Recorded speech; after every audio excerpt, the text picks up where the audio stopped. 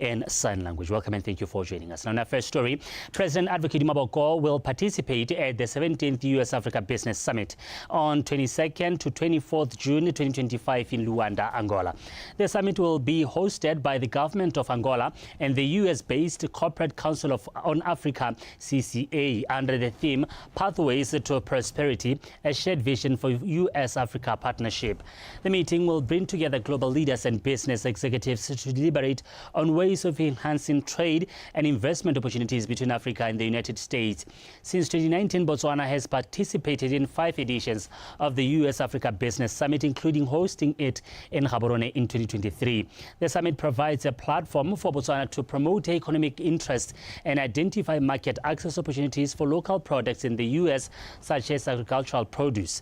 As part of the summit engagements, President Boko will participate in a high-level panel discussion titled Race to Connect Investing in Africa's Digital Backbone. On the margins of the summit, the president will also hold bilateral meetings to promote Botswana as an investment and tourism destination. Additionally, to support Botswana's participation in the summit, the Botswana Investment Trade Center, BITC, is expected to set up a stall to provide information on doing business in Botswana.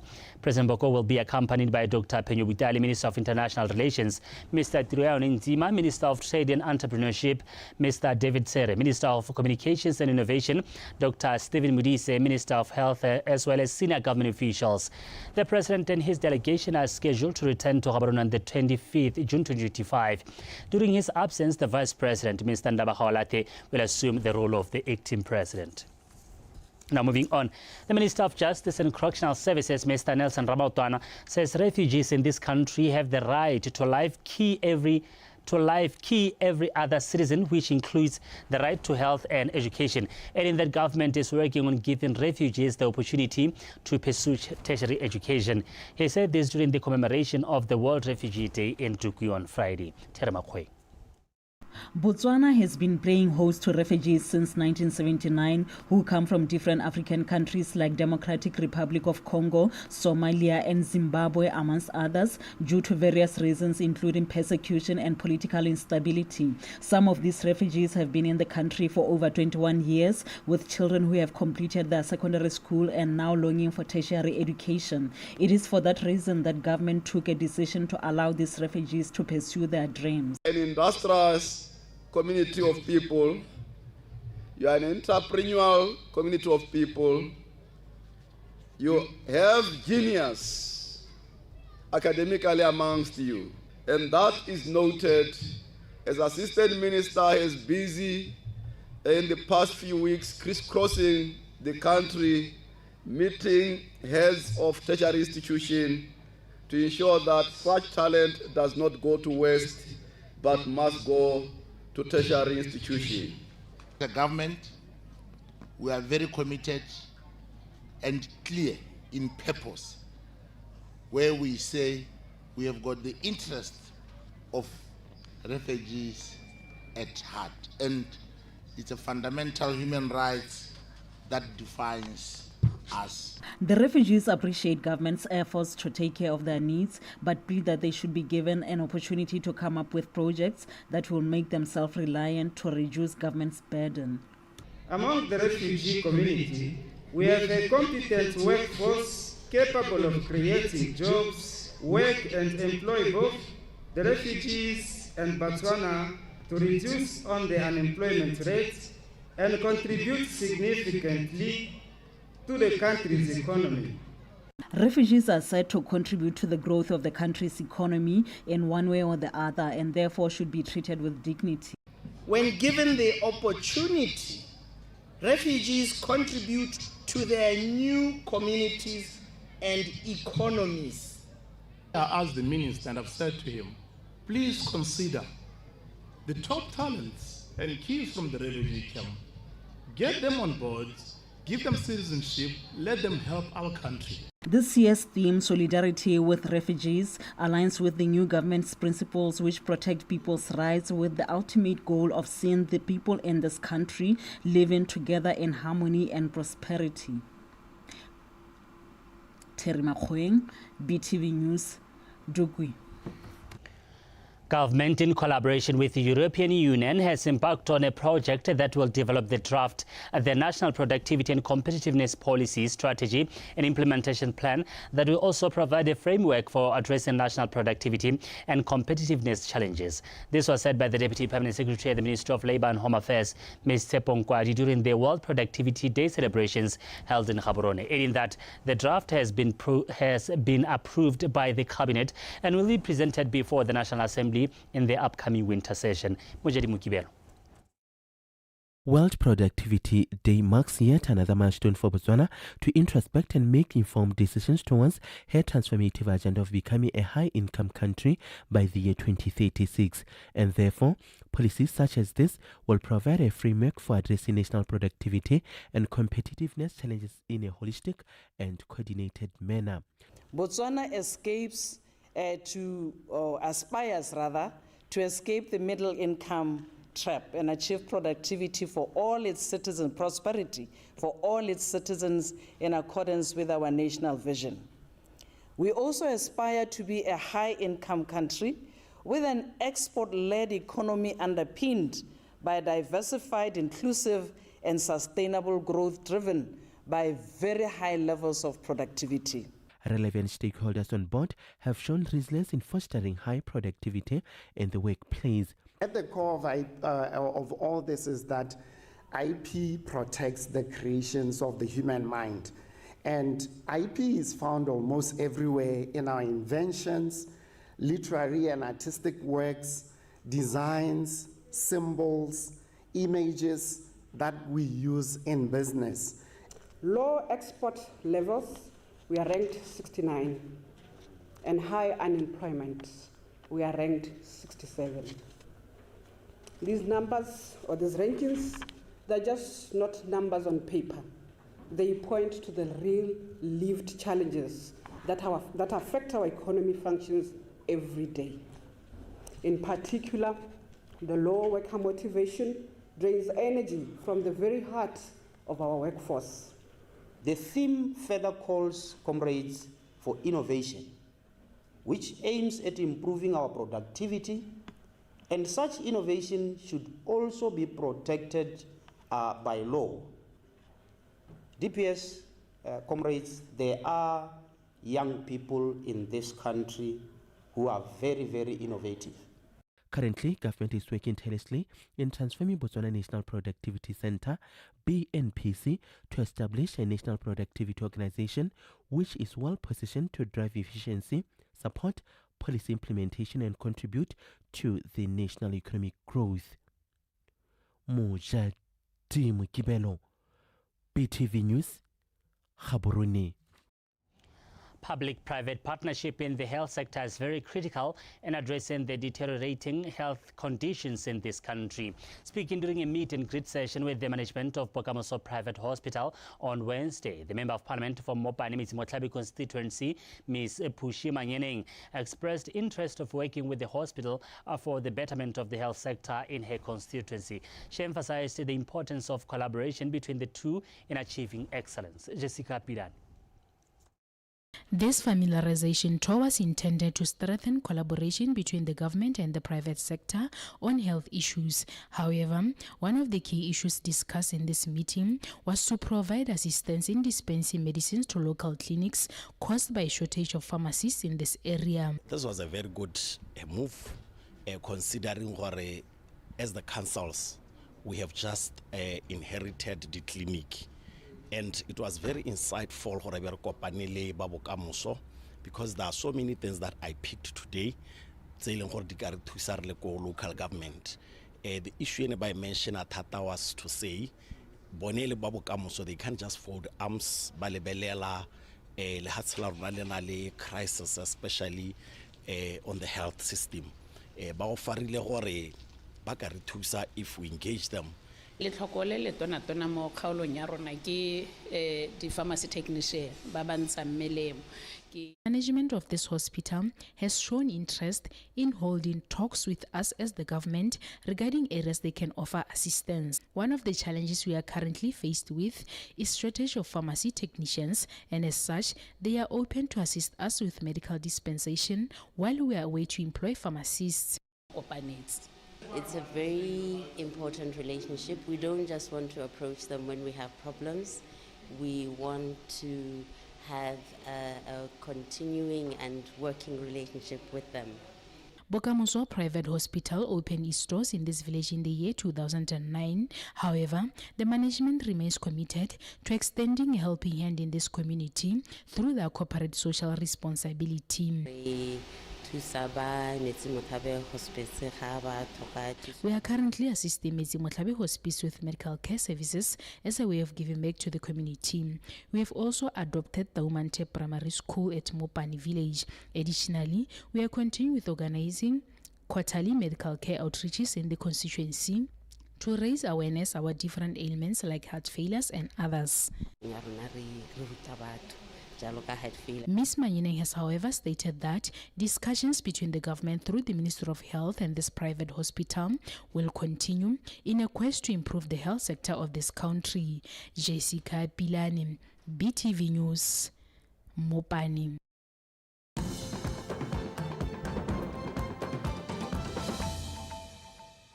Yes, still watching Btv News. Thank you for staying with us. Now, moving on, the Member of Parliament for Takatokwani constituency, Mr. Jacob Gilibeng, who is also the Minister of Sport and Arts, has called on local leaders and residents of Takatokwani village to rally behind talents of the youth, emphasizing that nurturing creativity and athletic potential is key to unlocking personal success and nation economic growth. He said this on Thursday during a quarterly meeting held at Takatokwani village. Abigail Samson. Mr. Gilibeng emphasized that as government works to diversify the economy beyond diamond exports, Botswana must begin to embrace sectors such as arts and sports, which hold untapped economic potential. He urged residents of Takatokwani to take an active role in empowering the youth, noting that this is key in securing the country's future and motivating the younger generation to remain steadfast in nurturing their talents.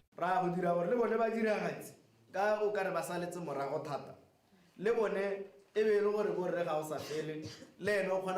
are also committed to ensuring that the creatives are also empowered, for instance, by funding their projects. However, we would like to encourage parents that one of the most important things they can do is to support your children's talents. I'm sure that you have seen success stories like Litsile, who have shown us that talent can provide a sustainable living. Let us therefore support our children so that they can build a better future for themselves.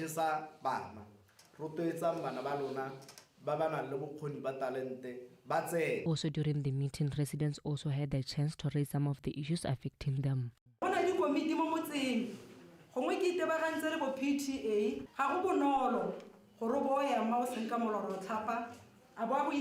Just like VDC, there are also committees such as Parent Teachers Association, which also deserve to be given incentive because they also play a vital role in advancing community development.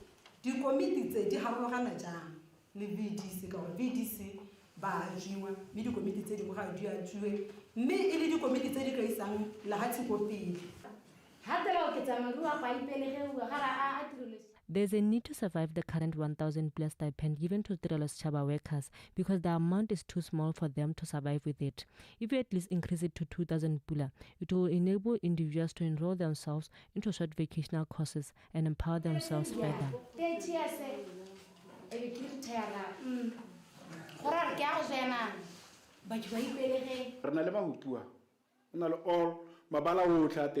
We have schools like Mahupu, which have sports facilities that need to be renovated and be used for sport activities, especially national ones. Hence, we urge you to include it in your development plans.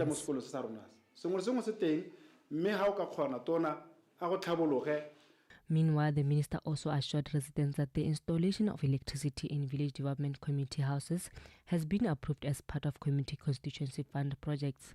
He reaffirmed his commitment to ensure that CCP funds are directed towards initiatives that support community development. Abigail Samson, BTV News, Takatokwani. The concept of hosting career fairs in secondary schools is deemed pivotal in stimulating imagination, building and nurturing dreams of children with a greater plan of grooming future leaders and efficient human resource that will steer the economy of the country to success. Sefope Secondary School recently held a career fair for the 153 Form 3 students, which is an annual exercise in pursuit of exploring the opportunities of this concept. Karabo Mulusi reports. This career fair offered a rare chance for the students to connect classroom learning with real-world opportunities. Through motivational talks and networking, exploring industries and engaging with professionals, it sparked discoveries of new passions, clear goal setting and eagerness to shape dreams. I've always wanted to be a doctor. So today's career fair has inspired me to work harder in my school work and to never give up, even though some stuff are challenging. Our future is going to be very bright because our government is bringing new technologies, opportunities, so that we can mold our future. There's a saying that says, as far as your eyes can see, that's how far you can go. It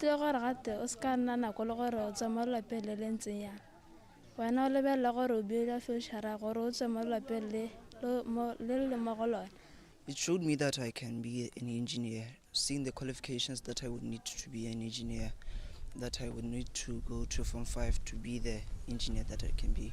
Acknowledging the challenges endured by learners at schools, in the society and at home, career fair initiatives foster collective effort and support of various stakeholders, integral in unlocking its potential benefits.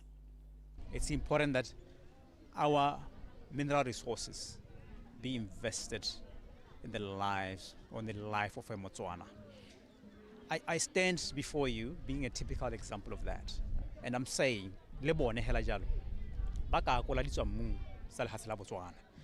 indirectly or directly, we even left some investment here to motivate the school, to motivate the child. So it's important that all the mining sectors, all those organizations out there who can make such a mark, do the same. A 15-stream school operating in a 9-stream school infrastructure, a population of 479 students, 64% transition rate, and a track record of improved academic results in the past 5 years. The career fair is a build-up to achieve the target of 60% pass rate this year.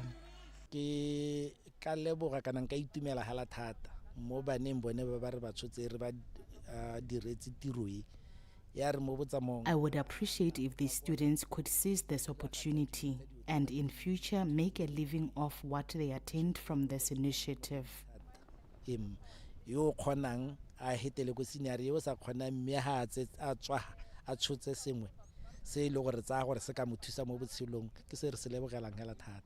Whether the preliminary objective of the Career Fair initiative has been met is anticipated to reflect on the monthly tests, midterm and final examination learners' results.